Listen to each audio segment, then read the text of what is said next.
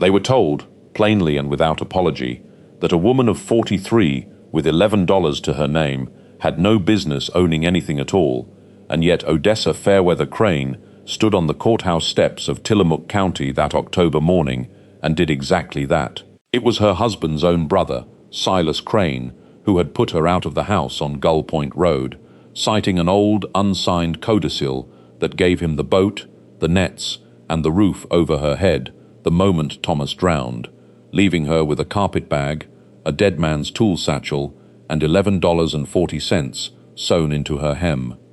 With that, she bought the ruined Price and Holt Cannery down on Cormorant Cove for $5, a smoke-blackened ruin that every soul in town called cursed, foolish, and worthless. They laughed as she signed the deed. They did not know that beneath the collapsed floor of its old smokehouse lay something sealed away for 10 long years, something that would not only change the shape of Odessa's life, but would finally answer the question that had haunted Cormorant Cove since the summer its golden years ended without warning. Settle in, and let us tell you the story of Odessa Fairweather Crane. If you have ever found yourself standing in the wreckage of something everyone else had given up on, tell us in the comments where you're watching from tonight. Odessa had been raised, as she liked to say later in life, between the tide and the ledger book, the daughter of a shipwright named Amos Fairweather, who kept the finest hands on the Oregon coast for steaming planks and fitting keels, and a mother, Ruth, who for 11 years had kept house and hearth for the Price family, the very family whose name had once been stitched in gold thread across the awning of Cormorant Cove's proudest building. Odessa grew up in the shadow of that cannery when it was still alive, when the whistle blew at 5 in the morning and again at 6 in the evening, when the tin shop rang with hammers, when boats came in low and heavy with silver salmon and left high and empty, and when half the town, it seemed, owed its supper to the Price and Holt Cannery Company. She had been a quiet child, watchful rather than talkative, the kind of girl who noticed which barrel was underweight before the foreman did, who could total a column of figures faster in her head than her mother's employer could manage with a pencil. It was old Elias Price himself, the cannery's founder, a broad, kind-eyed Welshman with flower-white hair, who first put a ledger book in her hands when she was no older than 12, teaching her to balance columns, while his own son, Jonah, a boy 3 years her senior, with a laugh too big for his narrow shoulders, taught her to mend a torn net so tightly that not even a herring fry could slip through. Those two skills, the discipline of numbers and the patience of her hands, would follow Odessa through every hard season of her life, though she could not have known it then, sitting on an overturned crate in the tin shop with salt in her hair and Jonah Price's careless whistling drifting through the rafters above her. Her father had raised her with one conviction, repeated so often it became scripture in their household, that value was not the same thing as price, and that the two were confused by fools and by frightened men in roughly equal measure. A boat with a cracked rib was not a ruined boat, he would say, only a boat waiting for someone with patience enough to steam a new one into place. A net full of holes was not garbage, only work not yet done. He taught her to see the bones of a thing beneath its damage, to ask not what something looked like today, but what it might yet become in careful hands. And this way of seeing the world settled into Odessa so completely that by the time she married Thomas Crane at 19, a broad-shouldered, gentle fisherman with his own small boat, the Constance, she had already spent a decade quietly repairing whatever crossed her path, from torn sailcloth to broken crab pots to the frayed nerves of neighbors in hard winters. Thomas loved her for it, called her his salvager, teased that she could find the good in a shipwreck, and for 16 years they built a modest, contented life together on Gull Point Road, childless but not unhappy, tied to the rhythms of the tides and the small, sturdy economy of a coastal town that had, by then, long since forgotten the prosperous hum of its old cannery days. The cannery itself had gone dark the summer Odessa turned 23, in the year 1887, and the manner of its going was the wound that never quite closed in Cormorant Cove. Jonah Price, by then grown into the cannery's young bookkeeper and his aging father's right hand, vanished in the first week of August, along with the season's entire payroll. some $2,000 in gold coin, and banknotes meant for nearly 100 cannery workers and fishing families who depended on that single yearly settlement to carry them through winter. He was never seen again. His skiff was found 3 days later, broken and half sunk against the rocks below Widow's Head, and the town, grieving and furious in equal measure, folded its verdict quickly and hard. Jonah Price had stolen from his own father's workers and drowned trying to flee with his plunder, or worse, had staged his death and was living fat somewhere on the proceeds of Cormorant Cove's ruin. Elias Price, broken by the disgrace laid at his only son's feet, sold what remained of the business within the year and died, some said of shame as much as age, before the decade was out. Without its cannery, the town withered exactly as a garden withers when its deepest root is cut. The fishing boats had nowhere close to sell their catch but to buy at a loss from canneries 2 days' sail north. The tin shop closed, the cooperage closed, and the little Cove Trust Bank, newly risen under the stewardship of a careful, soft-spoken man named Ezra Thorne, quietly began foreclosing on the farms and boats of families who could no longer make their payments. Odessa remembered that summer, the way one remembers a fever, the hush that fell over the cove, her mother's tears for a boy she had helped raise, and beneath it all, a small, stubborn doubt she never spoke aloud, because she had known Jonah Price since he was 9 years old, teaching her to mend nets, and the boy she remembered had never once, in all their years of friendship, cared enough for money to steal it.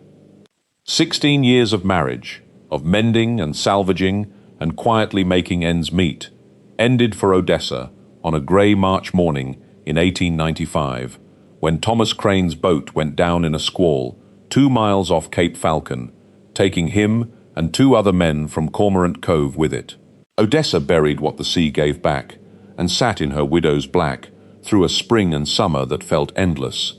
and it was in the autumn following that Silas Crane, Thomas's younger brother, arrived at her door with a lawyer from Astoria and a paper he claimed their father had drawn up decades before, naming the Crane land and the Crane boat as belonging, upon Thomas's death without children, to his surviving brother rather than his widow. Odessa had never seen the paper before. She suspected, though she could never prove it, that Silas had found a sympathetic hand to draft it fresh, for he had grown hungry and hard since his own wife left him, and his own small farm failed under debts to the very bank Ezra Thorne now ran with such quiet, unshakable respectability.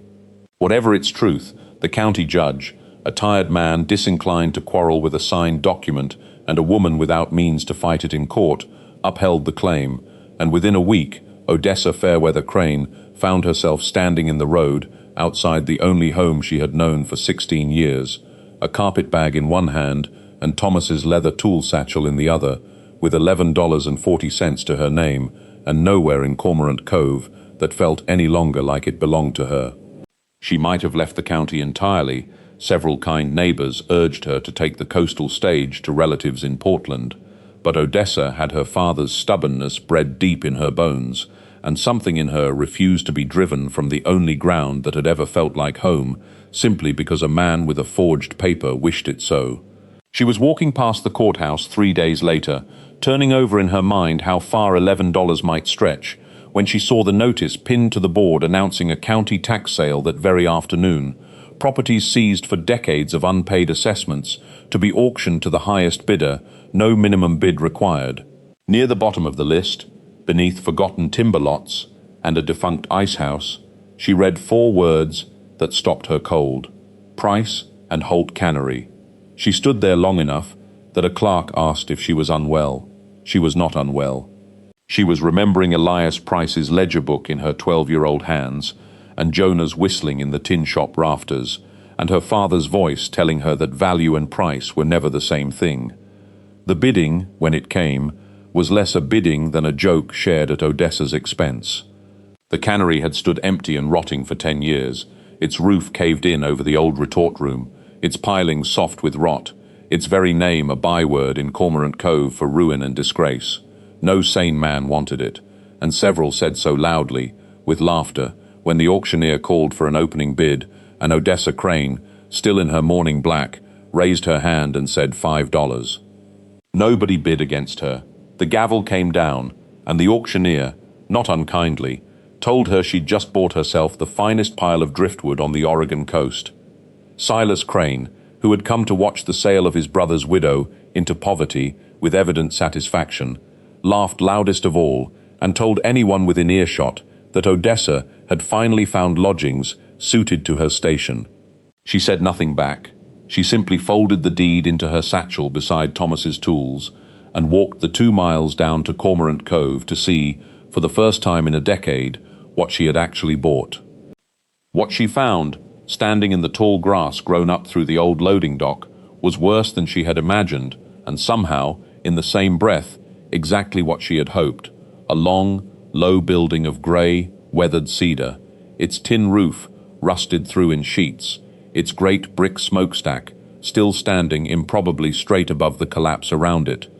And inside, when she pried open a door hanging by one hinge, the bones of a working life laid bare: rusted retort kettles, a collapsed loft where the label presses had once stood, and everywhere the sharp, ghostly smell of tar and brine that never quite leaves a building where fish were once smoked and salted for a living. She spent that first night in what remained of the old foreman's office, wrapped in a canvas tarp she found folded in a cupboard, and it was there, working by a stub of candle to clear enough floor to lie down, that she noticed the smokehouse floor was not, as she had assumed, packed dirt at all, but planking, old, warped, fitted boards, laid with a care that seemed strange for a room meant only to hold smoking racks and hanging fish. One board, nearest the cold brick chimney base, sat higher than its neighbors, as though it had been lifted and set back more than once. Odessa Fairweather Crane, who had spent a lifetime noticing what other people overlooked, knelt down in the candlelight and pressed her palm flat against that board and felt, beneath her fingers, the faintest give of something not quite settled to the earth beneath it. She did not pry it up that first night. She told herself it was exhaustion and grief and the plain foolishness of digging into a stranger's floor in the dark, but the truth, which she admitted to herself only much later, was that some part of her already sensed she was about to disturb something that had been resting undisturbed for a very long time, and she wanted daylight and a clear head before she woke it. She lay awake instead, listening to the tide working against the pilings below the old loading dock, thinking of Jonah Price's whistling, and did not sleep until nearly dawn. Morning came grey and mild, with gulls wheeling over the cove and a thin mist lifting off the water, and Odessa rose stiff and cold and went straight to the smokehouse floor with a pry bar from Thomas's satchel. The board came up more easily than its neighbors, as she had expected, and beneath it she found not the raw earth she braced for, but a shallow pit, lined with flat stones, dry and clean, holding a single object, an iron strongbox no larger than a bread loaf, its hasp rusted shut, its surface furred with a decade of dust, but otherwise whole. Her hands shook as she worked the hasp loose with the pry bar, and when the lid finally gave with a groan of old metal, she found herself looking down at a sight that made her sit back hard on her heels. Banknotes gone soft and brown with age, a heavy pouch of gold coin that clinked dully when she lifted it, and beneath the money, wrapped in oilcloth to keep out the damp, a thick ledger book and a sealed letter addressed. In a hand she recognized instantly, and with a jolt like cold water down her spine, from her childhood friend who had taught her to mend nets, Jonah Price. She did not open the letter that morning. She sat instead with the strongbox in her lap and the tide sounding below the dock, and understood, with the particular clarity that comes only in moments that will divide a life into before and after, that she had not simply bought a ruined building for $5. She had bought, without knowing it, the missing center of a mystery that had hollowed out her town for 10 long years, and whatever the ledger and the letter told her, there would be no putting the board back down and walking away from it now. It took her the better part of that day to work up the courage to read what Jonah Price had left behind, and when she finally broke the wax seal on his letter, sitting cross-legged on the smokehouse floor with the grey light falling through the broken roof, she read words that turned everything Cormorant Cove believed about that summer of 1887 inside out. Jonah wrote, in a hand grown urgent and cramped toward the letter's end, that the payroll had never been his to steal, because he had never intended to keep a single coin of it. Rather, he had discovered, working late over the Cannery's books that July, that the company's trusted financial agent, a careful young man named Ezra Thorne, who kept the accounts and handled the bank drafts, had for 2 full years been quietly bleeding the company dry through falsified freight charges and phantom repair bills, funneling the difference into a private account at the very bank he would soon come to own outright. Jonah wrote that when he confronted Thorne privately, meaning to give him a chance to make it right, before bringing the matter to his father, Thorne had turned cold and threatening, warning him that a price accusing a Thorne would find the town's sympathy already spent, and that accidents happened easily enough to young men who sailed alone at night. Frightened for the payroll itself, which Thorne controlled the disbursement of, and which Jonah feared might vanish along with the rest, Jonah had removed the full payroll sum from the company's safe the night before it was due to be paid out, hidden it and his evidence beneath the smokehouse floor, where he alone knew to look, and set out that same night in his skiff for the county seat at Tillamook, intending to lay the ledger before a judge and return within the week with the law behind him. He never arrived. Odessa, reading his final lines by the failing afternoon light, understood at last what the town had never known, that the storm which wrecked his skiff below Widow's Head had not been an escape gone wrong, but an honest man's last desperate errand, cut short by weather no different from the storm that had taken her own husband 8 years later, and that Jonah Price had died not a thief, but the only man in Cormorant Cove brave enough to try to stop one. The ledger confirmed every word of it, page after page in Jonah's neat, careful hand, columns of falsified charges cross-referenced against real invoices he had painstakingly gathered, and Odessa sat with it long into the evening, weeping for a boy she had not thought of in years, and burning, in equal measure, with a fury she had not felt since the day Silas Crane's lawyer had put her out of her own house. She thought of Ezra Thorne as she had known him for a decade, the soft-spoken bank president who nodded gravely at church, who had personally, and with evident sorrow, foreclosed on half the farms along the Nehalem Road, who had sat on the very county board that upheld Silas Crane's dubious claim against her. She thought of Elias Price, dead of grief for a son who had done nothing but try to protect him. And she thought, turning the strongbox's gold coins over in her hands, of the 90-odd families who had never received that summer's wages, families who had scattered or scraped by, or in some cases simply gone hungry in the winter of 1887 because the payroll they were owed had been resting, all along, 6 inches beneath a smokehouse floor nobody thought to search. Odessa understood immediately that the money in the strongbox, though it might easily have solved every hardship of her own sudden poverty, was not hers to spend on herself. It belonged, by every measure of justice she had been raised to respect, to the workers who had never been paid for their summer's labor, or to their surviving families if they themselves were gone. But she understood too, turning Jonah's ledger over in the candlelight, that proving Ezra Thorne's guilt after 10 years, with the man himself now the most powerful and respected figure in the county, would require more than an old book and a dead man's word. It would require careful, patient work of exactly the kind her father had taught her, and it would require her to move quietly, because a man capable of threatening a young bookkeeper into a fatal night on the water was not a man who would surrender his reputation without a fight.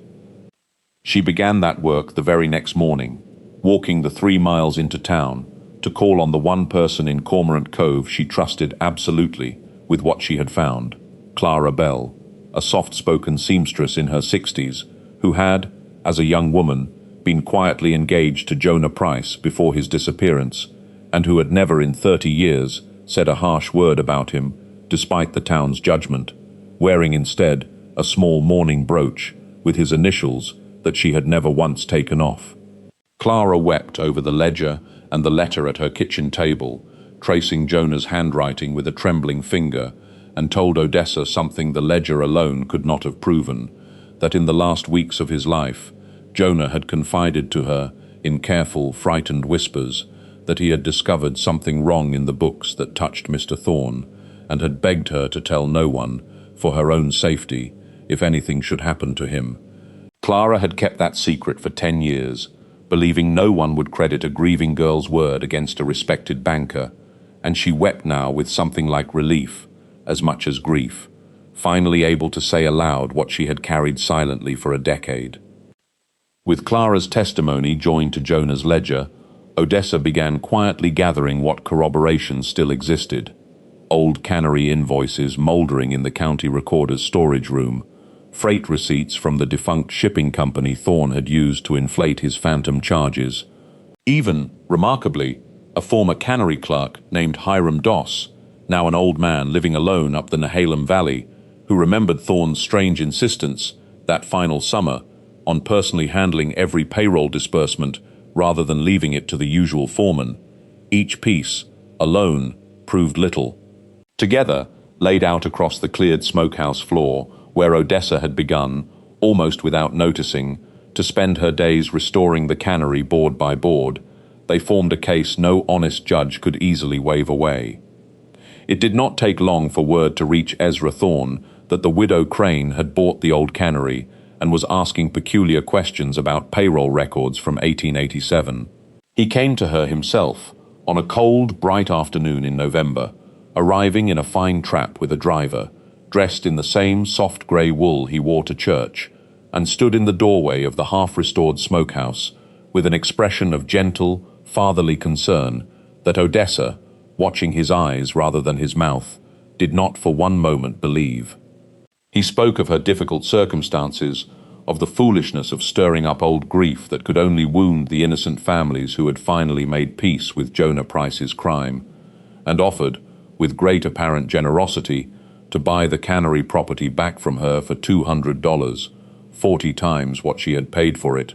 so that she might, as he put it, start fresh somewhere the past doesn't press so hard.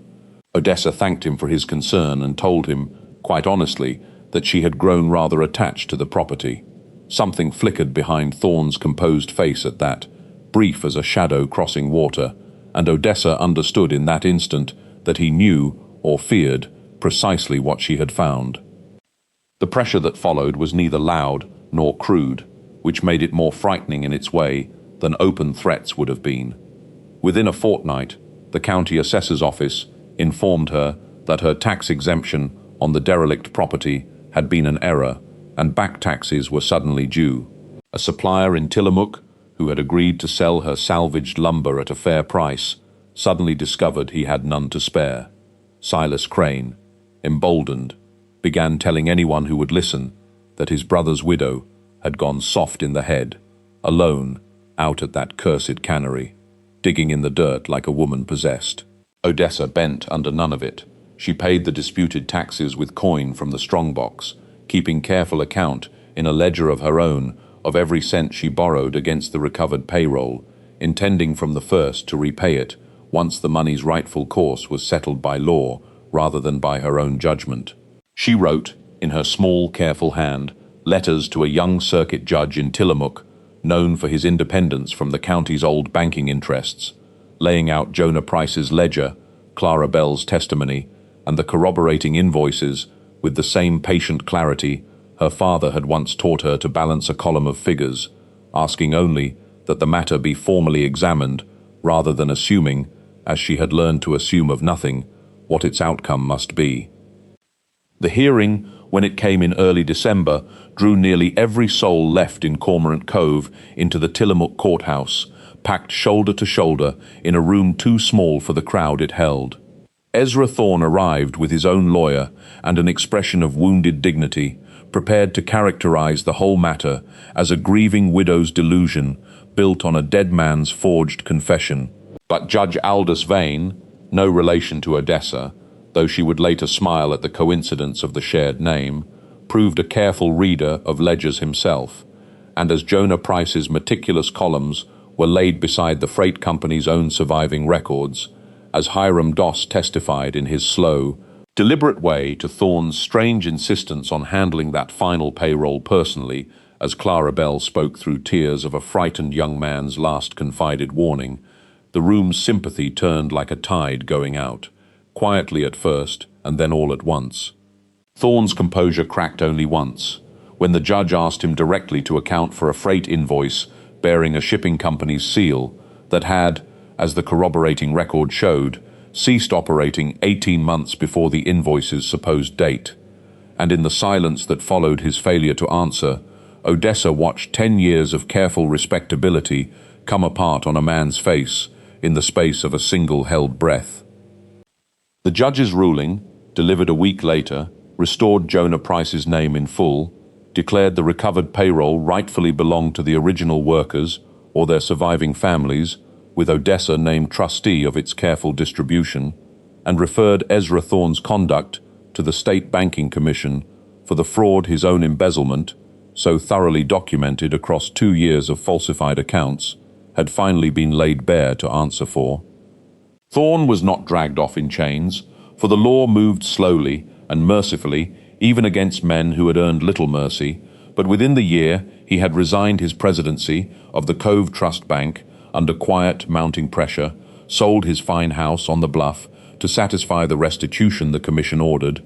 and left the county altogether, a broken and diminished man whose name, once spoken with respect at every church supper and county meeting, came at last to be spoken, when it was spoken at all, with the particular chill reserved for those who trade a neighbor's ruin for their own comfort.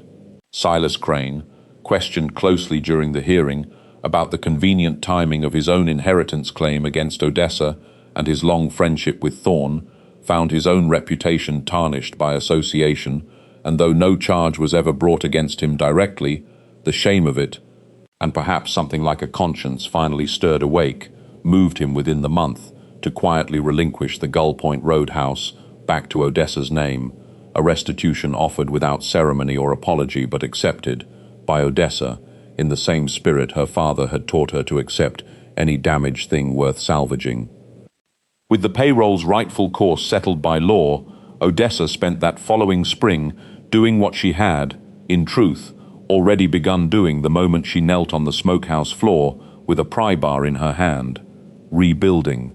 She used a portion of her own trustee's fee, modest and fairly earned, along with what remained of her $11 grown now into something sturdier, to re-roof the old Cannery building board by board, and she did not rebuild it as a private inheritance to hoard for herself, but as a cooperative venture, inviting back the sons and daughters of the very families whose fathers had once worked the retort kettles under Elias Price, offering shares in a new, modest canning operation to any household willing to put in honest labor toward it.